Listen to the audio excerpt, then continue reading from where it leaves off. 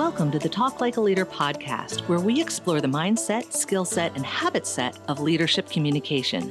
Using these tips, techniques, and tactics, you'll be able to talk like a leader to build better relationships and get more done. Your host is Guy Harris, who has more than 20 years of combined professional and military experience in consulting, coaching, and training in areas like team and interaction dynamics, communication strategies and tactics, as well as emotional intelligence. Take it away, Guy. Hi, this is Guy Harris. Welcome to the Talk Like a Leader podcast. This week's episode is how the DISC model can create problems for you. And I'm recording this on the road this week. I'm away from my normal recording equipment. I apologize in advance if there are sound quality issues with this particular episode. Okay, now let's get to it. How the DISC model can create problems for you. I think if you've listened to prior episodes of the Talk Like a Leader podcast or read my blog or looked at my websites, you'll see that I'm a big advocate of using the DISC model. I've talked about it quite extensively.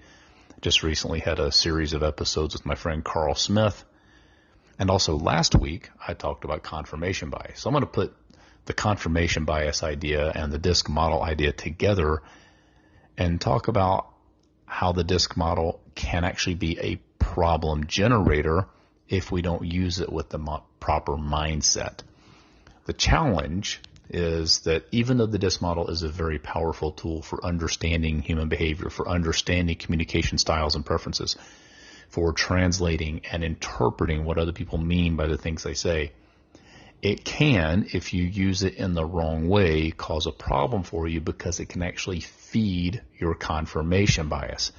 It can become the lens through which you view people so that you start to prejudge how they're going to respond rather than listen to and understand and respond to how they actually behave or respond to situations.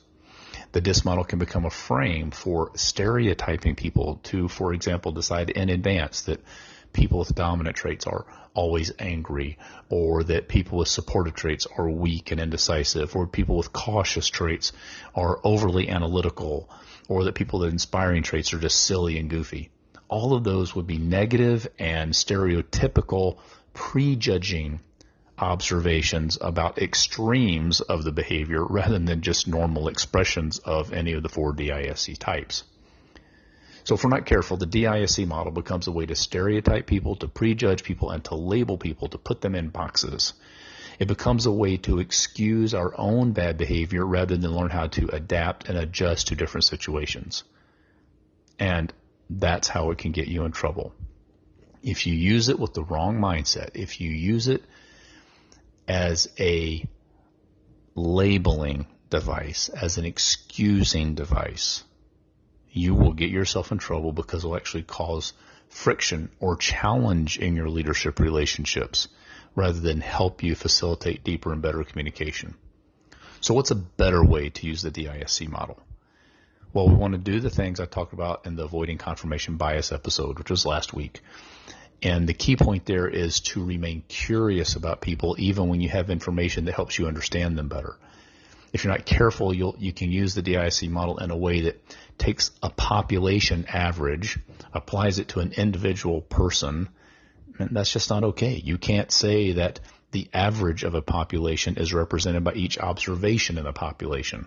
The average is the combination of all the different observations. So the typical or average dominant style response, or inspiring style response, or supportive style response, or cautious style response is an average of the range of people who have those typical responses. So you can't say the average represents every individual person. The average just gives you a way to have insight when maybe your perspective is different from theirs. It gives you a lens through which to see their behavior. It gives you a filter through which to listen to their words, to understand their motivations. When maybe they use different words or different body language or different tone than you do, you can read it differently. I talk quite a bit about the difference between my wife and I. She has a very intense, very fast-paced, very bottom-line perspective. She has a dominant style. And while I have a dominant secondary, her dominant style is primary. I often misread her behavior as being angry when she's just intense. understanding the DISC model helps me to understand that response better so that it doesn't cause me to get angry. I now, after years of practice and interacting with her and trying to apply DISC model understanding, have come to understand that her intensity and her bottom line focus and her speed of decision making isn't necessarily angry with me, it's just passionate about a topic. And using that as a way to understand her rather than label her lets me engage with her in a more productive way. Okay, so what can we do to avoid these problems? Remember to remain curious. Remember to use the DISC model to filter what you hear and see and observe in other people, to translate when words or body language or tone is different from yours so that you can understand it in deeper and richer ways. If you'll do that, if you'll use the DISC model to understand people rather than to judge people, it won't get you in trouble. If you'll use the DISC model to adjust and adapt your own behavior rather than to excuse your behavior or to make excuses for your behavior, it can help you build deeper, richer relationships and communicate much more successfully. So I suggest you remember these 2 tips to keep yourself out of trouble when applying the DISC model or any other human behavior model.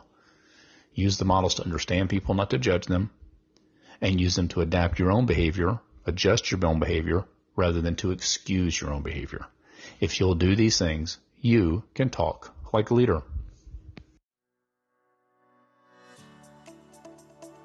This has been the Talk Like a Leader podcast. You can listen to this show every week wherever you get your podcast. If you haven't, be sure to subscribe so you never miss an episode. I'm Guy Harris, and thanks for listening.